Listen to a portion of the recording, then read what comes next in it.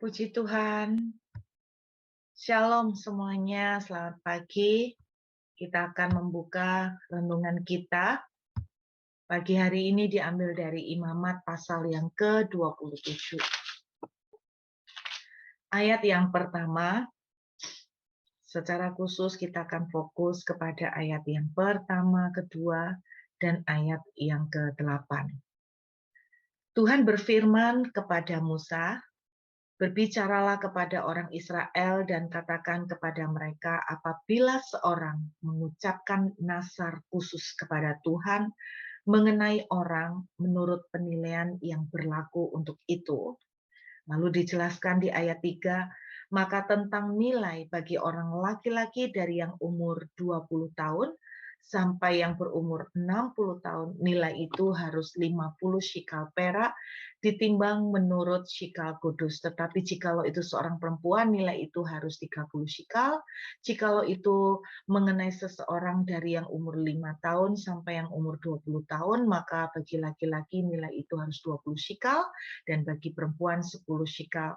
Jikalau itu mengenai seorang yang dari umur 1 bulan sampai berumur 5 tahun, maka bagi laki-laki nilai itu harus 5 shikal perak dan bagi perempuan 3 shikal perak.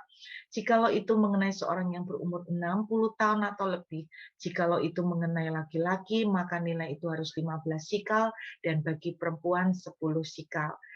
Ayat 8, tetapi jikalau orang itu terlalu miskin untuk membayar nilai itu, maka haruslah dihadapkannya orang yang dinasarkannya itu kepada imam, dan imam harus menilai sesuai dengan kemampuan orang yang bernasar itu, imam harus menentukan nilainya.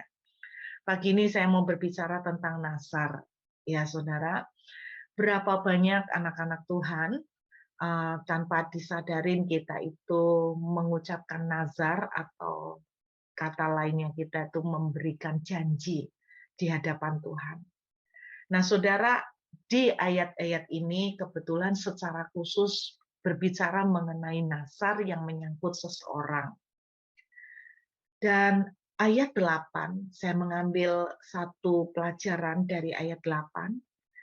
Kalau orang itu sampai terlalu miskin untuk membayar nasar, nilai nasarnya, Alkitab menuliskan bahwa dia harus menghadapkan orang yang dinasarin itu. Jadi kalau dia bernasar mengenai seseorang, maka orang yang menjadi nasarnya dia itu harus dihadapkan kepada imam, terus nanti imam harus menilai, dan sesuai dibanding compare dan dibandingkan dengan kemampuan dari yang bernasar. Inti yang saya tangkap bukan soal nilainya, tetapi intinya bahwa seseorang yang sudah bernasar pada akhirnya harus dikejar untuk tetap memenuhi nasar itu.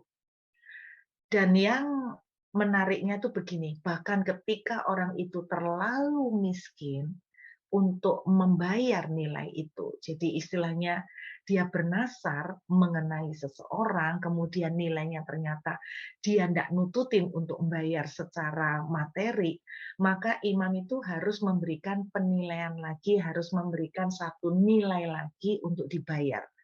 Tapi yang sempat saya terpikir dalam pikiran saya tuh gini, loh, kebanyakan kalau kita tuh kan mikir gini, kalau kita bernasar terus kita memang tidak mampu, ya sudah, kita dibebaskan. Enggak loh, kalau kita membaca dari ayat 8, kalau kita sudah terlanjur mengucapkan nasar dan ternyata kita dalam tanda kutip terlalu miskin untuk membayar, atau dengan kata lain kita tidak sanggup menepati nasar itu, tidak sanggup memenuhi, ternyata kita tuh pada ujungnya menurut ayat 8, kita tuh tetap mau tidak mau harus melakukan tanggung jawab untuk memenuhi nasar itu. Makanya saudara, dari pengertian ayat-ayat ini, secara singkat saya tuh cuma menangkap gini, nasar itu sangat nggak main-main. Jangan gampang-gampang kita itu memberikan sebuah janji kepada Tuhan. Contohnya gini,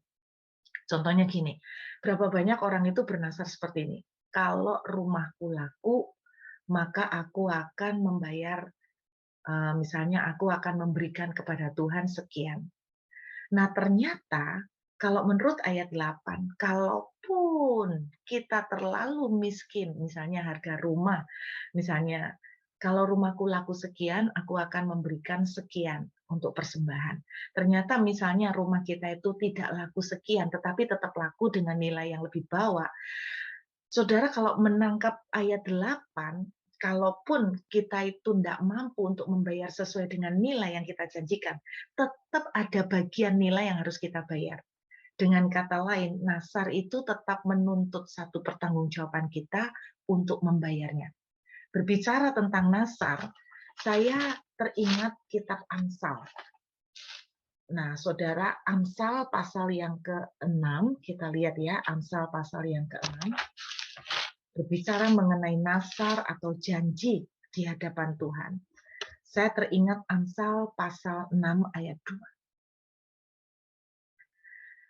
Lihat ya, jikalau engkau terjerat dalam perkataan mulutmu, tertangkap dalam perkataan mulutmu.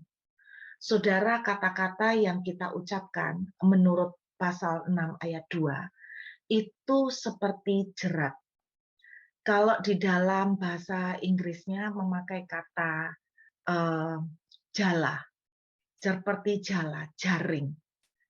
Jadi kata-kata yang kita ucapkan itu seperti jaring. Nah, Anda umpamakan bayangkan kalau orang itu melepas jaring, ya, melepas jaring.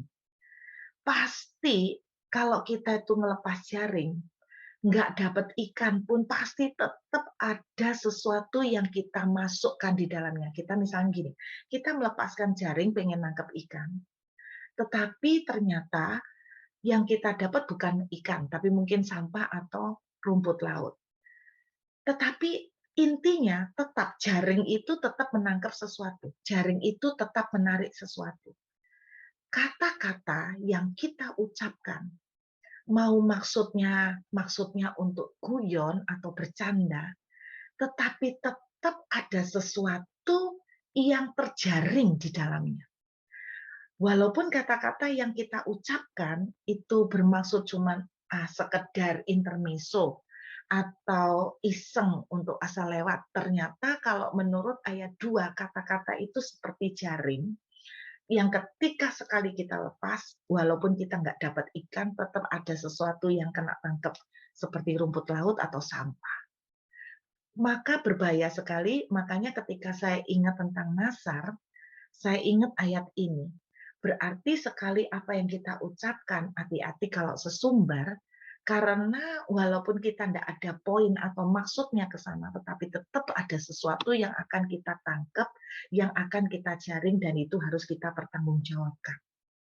Saya teringat sebuah cerita, Bapak Ibu. Ada seseorang yang pernah ngomong seperti ini. Ini bukan nasar, tetapi dia ngomong seperti ini. Ngapain ya orang-orang itu kok mau-maunya ke Israel? Saya ini udah ke negara-negara manapun, dia bilang begitu. Kalau saya meskipun dikasih orang duit untuk diberangkatkan ke Israel, lah ngapain saya mau-maunya ke Israel? Ngapain bela-belain ke Israel lihat batu-batuan? Kalau mau lihat batu-batuan, ya lihat aja di bangunan-bangunan kan banyak. Lah ngapain jauh-jauh bayar-bayar ke Israel cuma lihat batu? Satu kali, saudara, itu bukan bernasar. Itu hanya kalimat yang diucapkan. Entah karena sesumbar iseng, entah karena apapun, beberapa waktu kemudian orang ini berubah pikiran. Dia tiba-tiba kepengen banget ke Israel. Dan ketika dia ikut gabung, daftar, aneh Bapak Ibu, semua peserta, ada 60 peserta yang daftar ke Israel. Tidak ada satupun yang bermasalah soal visa. Sejauh ini memang kalau kita perjalanan ke Israel tidak pernah sih, jarang banget kalau sampai muncul masalah visa. Tidak ada yang bermasalah visanya. Nah, yang anehnya hanya satu orang ini yang bermasalah soal visa. Yang lain digolkan, dia nggak digolkan. Padahal dia punya riwayat, paspornya, itu banyak stempel dari berbagai negara. Aneh sekali. Hari itu apapun yang dia usahakan, visanya untuk ke Israel itu enggak goal. Sampai akhirnya dia tuh mulai berdoa, tetap belum menemukan jawaban. Dia tuh mulai tanya, "Kenapa ya? Kenapa kok aneh gini ya? Kenapa kok ini nggak goal-goal ya?" Terus orang yang diajak konseling, diajak bicara, tiba-tiba dia ngomong gini, "Coba kamu introspeksi, barangkali kamu pernah ada ngomong sesuatu. Ada pernah barangkali ngomong sesuatu yang mungkin dulu-dulu kamu nggak sengaja. Lalu ketika dia berdoa, Tuhan mengingatkan, dia pernah ngomong seperti itu. Ngapain ke Israel?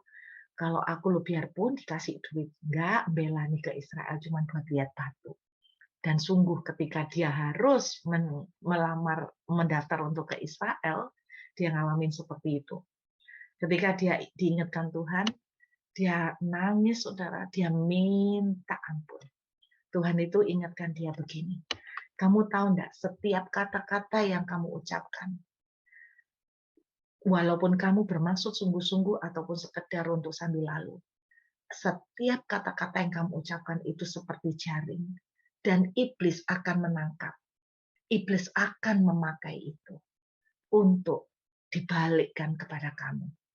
Akhirnya apa? Dia minta ampun sama Tuhan. Dia menarik kembali, dia mencabut kembali, dia mengambil waktu untuk doa puasa, dia mencabut kembali. Dan saudara, apa yang terjadi? Tiba-tiba visanya goal. Nah, Bapak Ibu, hati-hati dengan apa yang kata-kata yang kita ucapkan. Satu kali anak seorang jemaat pernah ngomong gini, Bapak Ibu, ketika dia masih SMP.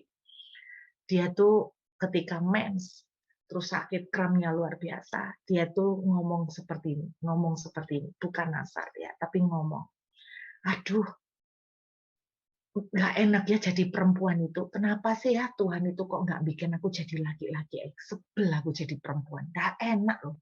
Benar-benar jadi perempuan tuh nyusahin." Saudara, hati-hati. Beberapa waktu setelah itu, ada sebuah keanehan terjadi pada menstruasi. Beberapa bulan setelah itu dia mengalami menstruasi. Tiap hari itu menstruasi tidak mandek-mandek. Dia konsul ke berbagai dokter, rata-rata dokter berkata, "Oh itu normal, itu hanya karena bawaan hormon." Sampai satu kali, dia tuh mulai berdoa, mamanya terutama mulai berdoa. Karena dia tuh berpikir gini, nggak mungkin di dalam Tuhan tuh nggak mungkin yang aneh-aneh seperti ini. Masa karena hormon 1 tahun seperti itu? 1 tahun loh Bapak Ibu, mens nggak berhenti-berhenti. Akhirnya dia berdoa minta pimpinan Tuhan untuk dibukakan apa yang salah. Tiba-tiba ada seorang teman meminjami dia sebuah buku yang berjudul Berkat dan Kutuk punyanya Derek Prince. Ketika dia membaca buku itu, saudara, dia menemukan entah satu kalimat atau sebuah perikop cerita, di mana ada kasus yang sama yang seperti yang dialami oleh anak perempuannya. Bahwa ada orang itu sesumbar seperti itu. Sehingga akhirnya dia kemudian ngomong sama anaknya, "Nik, mungkin karena kata-kata yang kamu ucapkan. Ayo Nik, kita cabut, kita cabut. Jangan, walaupun itu cuman numpang lewat atau bahkan kadang-kadang ketika Anda berkeluh kesah, be careful. Ketika Anda berkeluh kesah, aduh susah banget jadi perempuan ini ya. Anda berkeluh kesah, ketika Anda ngomel tentang sesuatu, hati-hati saudara, hati-hati banget. Dan saudara, seperti jaring, apapun, walaupun maksudnya itu untuk menangkap ikan, tetapi tetap kalau ikannya tidak dapat, ada sesuatu yang kejaring di dalamnya. Yang mengerikan kalau yang kejaring di dalamnya adalah rumput liar atau sampah-sampah yang terjaring di dalamnya. Saudara, anak perempuan yang mengalami mens yang tidak berhenti-berhenti ini, akhirnya dia bersama-sama berdoa dengan mamanya, mencabut perkataannya. Beberapa waktu kemudian mens itu berhenti dan mulai kemudian bulan berikutnya berjalan dengan normal seperti biasa. Saudara, ini yang saya mau bagikan, kelihatannya simpel. Hati-hati, kelihatannya simpel. Nah, izinkan saya sharing ya. Izinkan saya sharing satu uh, peristiwa sederhana ya. Kadang-kadang kita itu tidak sadar di dalam doa, kita itu pernah ngomong sesuatu saking semangatnya atau berapi-apinya. Saya itu setiap kali Dulu, sering kali doa itu kayak gini, "Tuhan, aku tuh loh ndak kaya ndak apa-apa. Aku tuh ndak perlu sampai Mbok berkati kaya itu ndak apa-apa. Ndak apa-apa, aku tuh malah ndak berani kalau jadi kaya. Aku tuh ndak mau, takut aku tuh jadi kaya.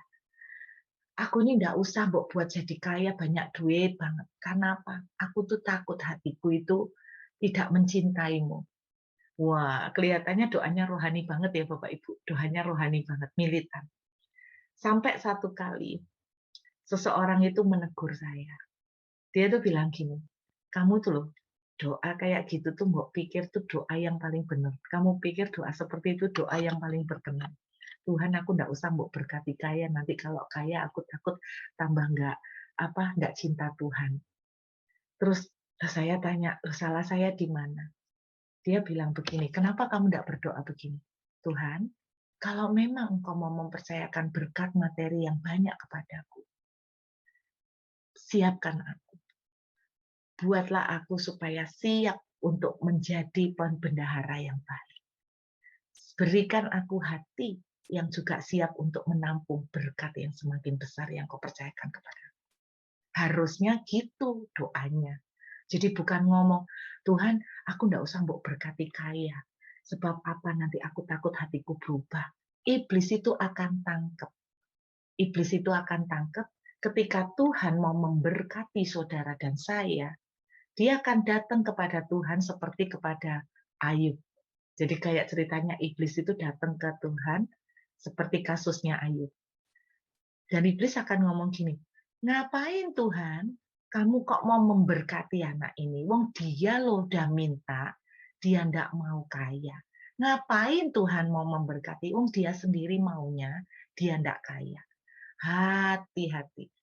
Makanya ada teman ya, ini juga sekaligus Anda introspeksi.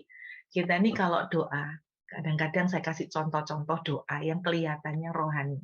Misalnya kita tuh doa seperti ini, "Tuhan, kalau ini bukan jalannya Tuhan, pokoknya kalau ini bukan jalannya Tuhan, dah tutupen semua pintu, tutupen Tuhan, tutupen."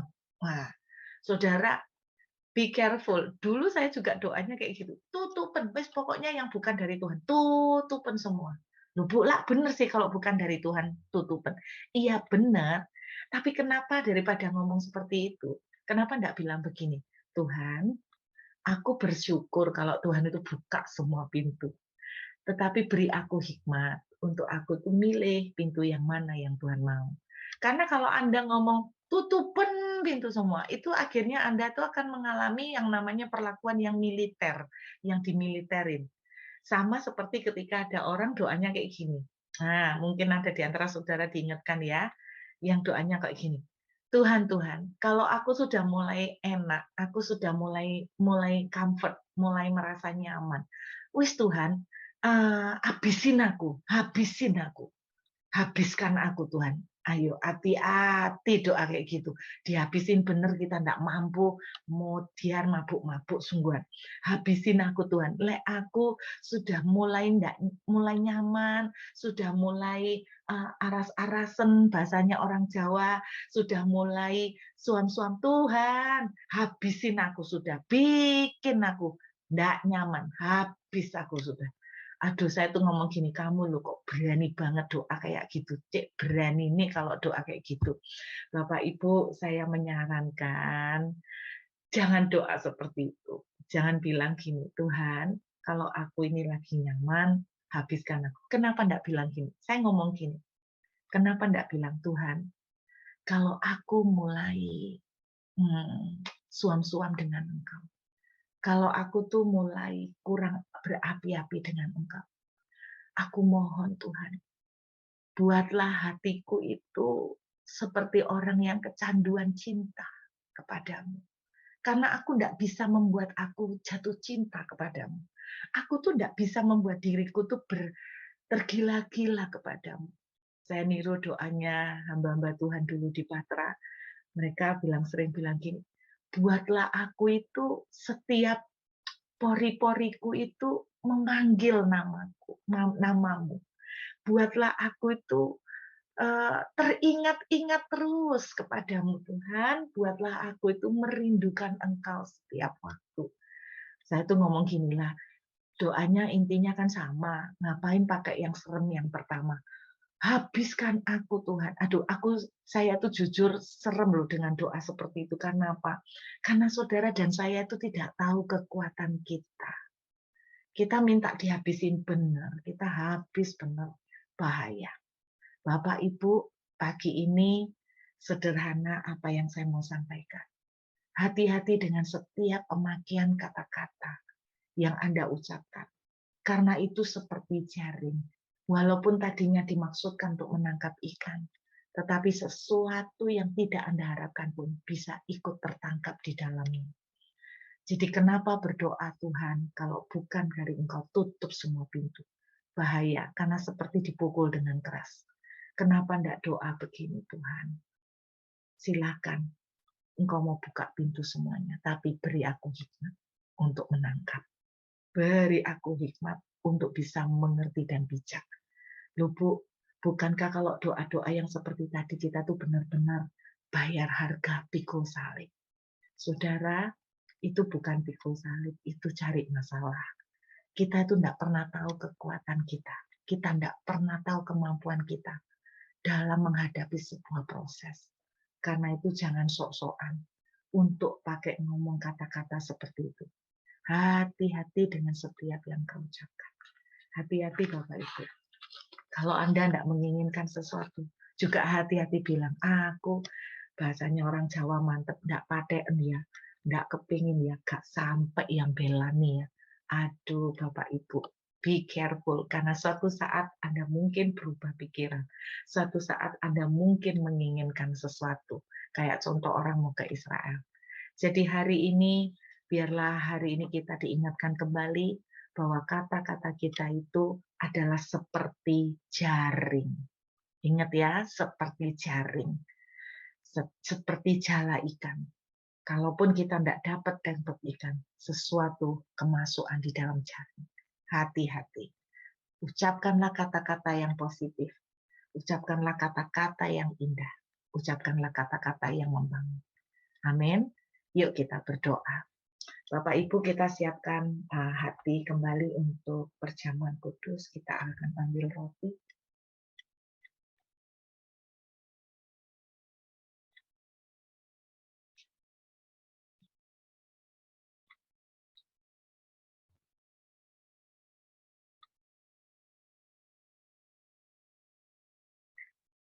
Terima kasih Tuhan, terima kasih. Pagi ini kami mengucap syukur kepadamu Tuhan. Saudara, sebelum kita mengangkat perjamuan kudus, mari kita introspeksi. Adakah mungkin saudara itu pernah ngomong kata-kata yang salah? Mungkin sampai hari ini masalah tidak pernah selesai. Mungkin bukan karena tangan Tuhan yang tidak mau, tetapi karena saudara pernah mengucapkan sebuah perkataan yang mempersulit saudara sendiri di hadapan Tuhan. Sehingga membuat berkat Tuhan itu terblok. Karena ketika Tuhan mau memberkati, iblis itu berkata begini, ngapain kamu berkati banyak-banyak? Dia itu pernah bilang, cukup segini aja Tuhan. Nggak usah sampai banyak-banyak. Pagi ini Tuhan, ingatkan kami, sekiranya ada perkataan-perkataan yang pernah tanpa kami sadari kami ucapkan. Pagi ini Tuhan kami mau berkata, kalau Engkau mau memberkati kami berlimpah-limpah, terjadilah sesuai dengan kehendak-Mu. Namun beri kami hati yang bijak untuk tetap mengasihi Engkau, untuk tetap mencintai Engkau lebih dari apa. Tuhan, jika Engkau memberikan sesuatu buat kami, Silakan Tuhan. Namun beri kami kekuatan hati untuk tetap meresponi dengan benar seperti yang Tuhan inginkan. Bapak Ibu, saya percaya sekali banyak dari saudara yang akan diberkati Tuhan. Tuhan kepengen memberkati lebih daripada yang kau minta. Jangan pernah blok atau membatasi Tuhan. Seringkali kita yang membatasi Tuhan. Jangan pernah bilang, Tuhan cukup sampai segini, aku terima kasih ban-ban kamsia. No, kalau Tuhan mau memberkati lebih, persilakan. Tuhan, kami berdoa pagi ini. Biar kami pagi ini akan belajar berkata, kami memberkati keluarga kami. Kami memberkati suami, istri, anak-anak kami. Dengan berkat berlimpah-limpah. Bahkan unlimited blessing. Namun beri kami hati yang tetap mengasihi Tuhan lebih dari apapun. Hati kami tetap mencintai Tuhan. Memandang Tuhan sebagai segala-galanya. Lebih dari apapun. Terima kasih Bapa. Hati kami siapkan untuk menerima tubuh dan darah. Mari kita angkat roti di tangan kanan kita. Inilah tubuhmu yang dipecah-pecah bagi kami. Tuhan, saat kami makan roti ini, kami percaya tubuh kami telah ditebus dan digantikan dengan tubuh yang baru, yang sehat sempurna.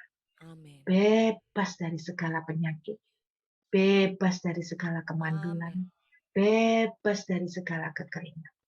Tubuh yang sehat, sempurna, dan prima. Terjadi sebab oleh tubuhmu engkau mengambil alih semua penyakit. Kami terima dan kami makan dengan percaya. Di dalam nama Yesus mari kita terima dengan iman.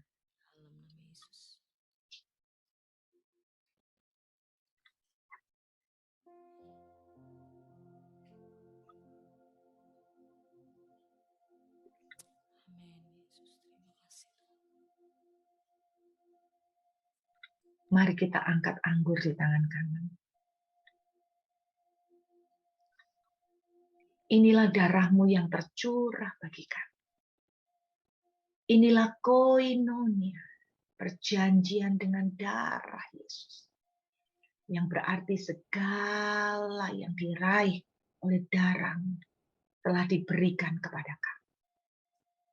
Oleh darahmu yang dicurahkan, kami telah dibebaskan dari kutuk. Kami dimeteraikan menjadi milik kepunyaanmu sendiri. Dan mulai dari hari ini, kami berjalan kembali dari favor kepada favor. Sebab darahmu mendamaikan kembali kami dengan tahta favormu, tahta kasih karunia. Terima kasih Bapa, dan kami terima sekarang dengan iman percaya dalam nama Yesus. Mari kita minum dengan iman.